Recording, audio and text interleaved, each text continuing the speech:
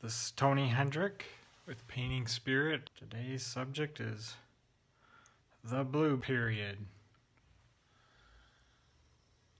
Well, so I'm sure most people have heard of Picasso's blue period. I mean, if you just put it in Google, blue period, don't even say Picasso, the first thing that comes up is Picasso's blue period, Wikipedia. I don't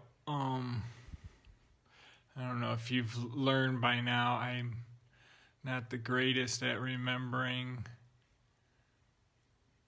things that I've read or studied probably at one time. I'm sure I've looked into Picasso at some point in my time as an artist, but I couldn't give you all the details of his particular story or what he's about. Everybody knows Picasso, it seems. Anyway, so I looked up. First, let me back up here. Why am I picking this subject today? Well, I guess because I looked at my paintings that I've been doing for these painting spirits and noticing that the colors kind of all have a similar feel to it. I thought, I should change something. Maybe do a blue painting, and I'm not sure which came first, if the thought of Picasso's blue period kind of sparked my looking at the colors that I'm using, or vice versa. Anyway, here I am. I'm just going to stick with blues today. See what happens. I have a tendency to use a lot of color when creating a painting. And thought I'd just see what happens if I change that up a little bit.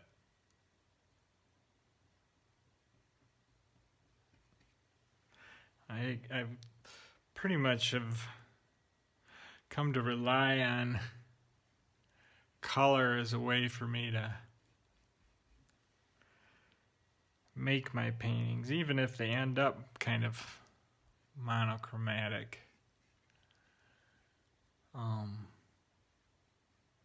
There tends to be a lot of color that I use. If you get up close to my paintings, you'll see it even in some of my more monochromatic paintings.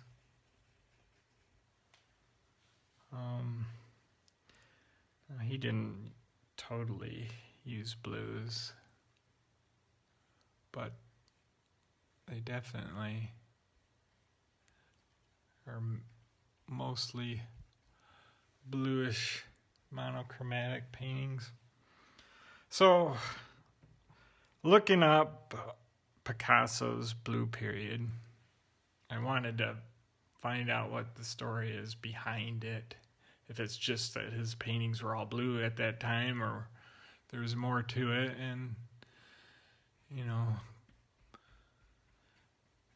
obviously there's a saying out there that says feeling blue, and so I was wondering, well, is there something more to this? And sure enough, apparently he was in a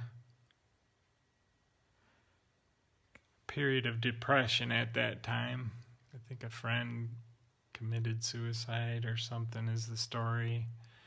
And I realize, especially with artists, or even the entertainment business, or that stories become part of what we like about an artist. And who knows how much of that those stories are just legend or if they're actually true, or brings up something that I've learned is that it's all about the meaning you're giving to things, really. Anyway, so it got me thinking about emotions with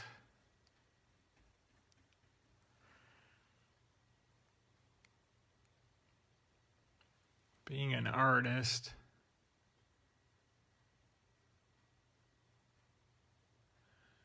And there's, you've got famous artists like Van Gogh or Picasso, and emotions are a huge part of their personal story. Yeah, how do we look at emotions culturally? You kind of get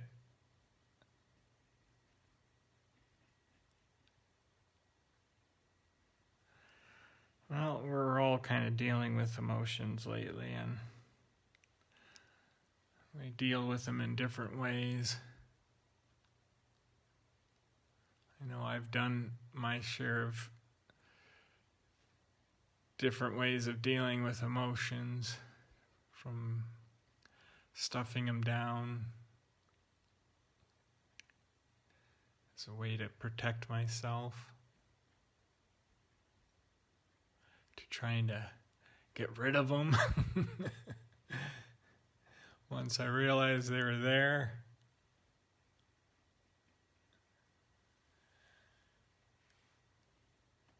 I think I wrote something about a painting I did and I posted it.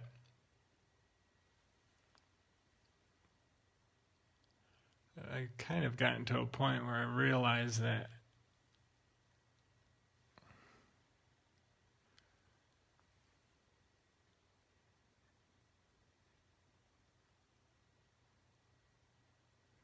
the only thing that I've actually found that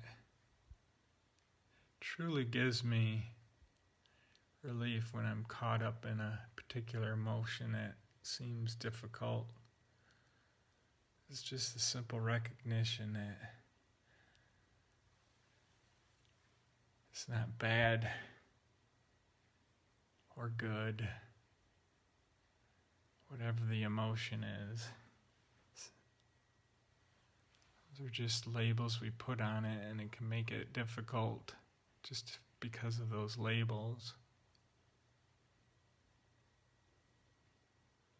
Judging the emotion.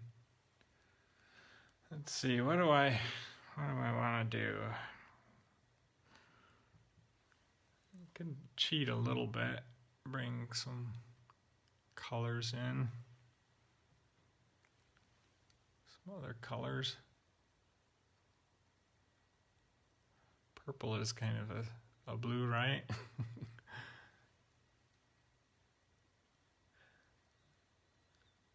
I don't know if you've figured out that I'm using another photo reference.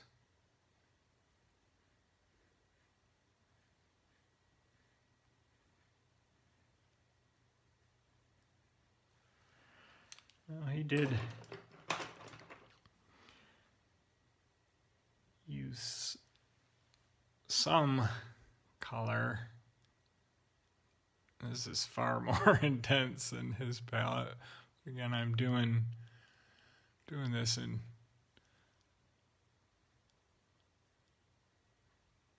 15 minutes, so I'm not going to be able to pull off a Picasso blue period painting.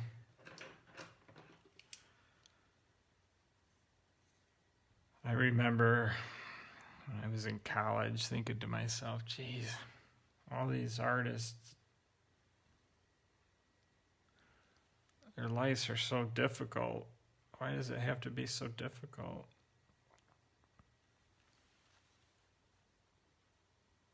Do I really need to cut my ear off in order to get the recognition as an artist? I don't really think that's but that's the kind of thought that I had back then. And that was probably when I was stuffing my emotions quite a lot. Didn't want to feel. So it tends to be a lot of pain there.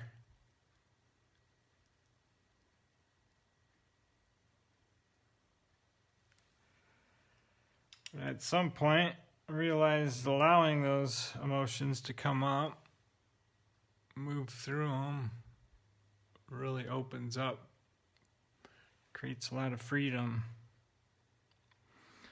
Allowing emotions to be what they are. I've used different methods or techniques. Well, most of them have some form of allowing to them.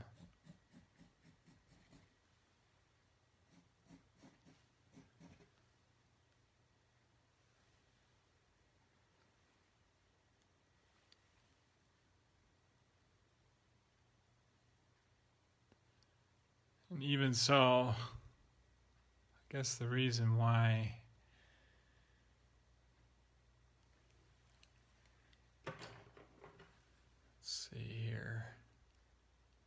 just come into the realization that emotions are neither good nor bad.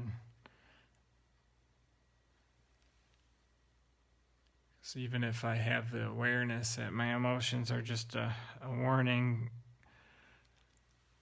or a signal that my thoughts are off base, I could still get into my ego and when I'm feeling a particular emotion, judge myself about it. Try and get rid of it using one of these techniques that I've learned.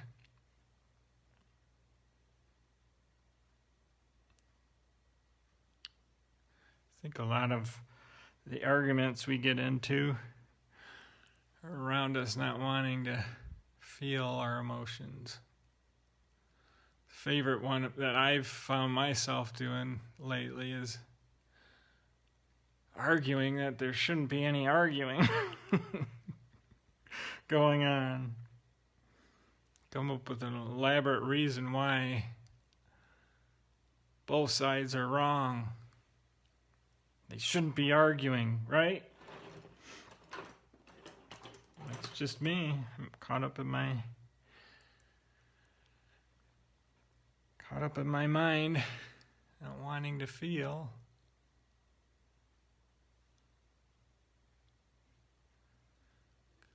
This is kind of a challenge for me to make this painting really come alive.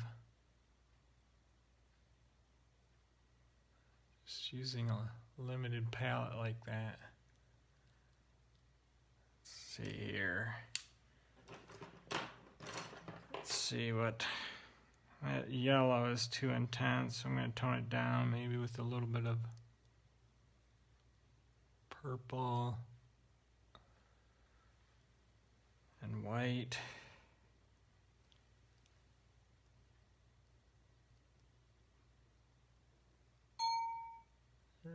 There's my bell. Not sure how well I did with this painting. But it's something new to challenge myself with. Gave me an opportunity to talk about emotions.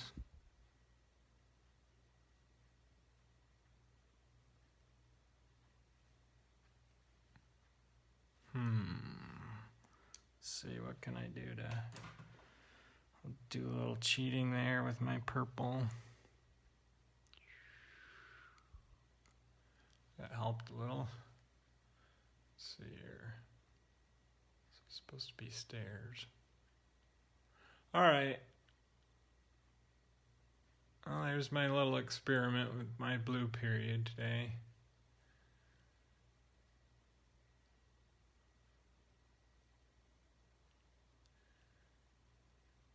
Go ahead and play around with changing things up for yourself if you have a particular way of doing things, and we'll see you tomorrow.